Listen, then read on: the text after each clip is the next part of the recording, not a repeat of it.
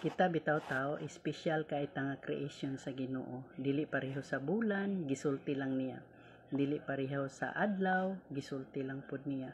Dili pareho sa bituon, gisulti lang niya nga nay bituon, nay adlaw, nay gabi, gisulti lang. Pero ang tao iya jung giumol aron mapurma kini og tao. Iyang gitayhupan aron lang yun pod makaginhawa. Ug walay sikreto sa Ginoo tungod kay kita iyang hinimo.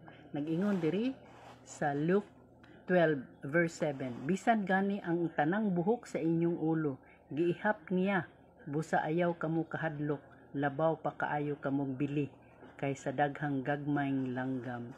So bililon kaita sa Ginoo, subusa dawaton nato siya, ingon nga atong bugtong personal nga manluluwas, Ginoo sa atong kinabuhi tungod kay kita ang pinaka-espesyal.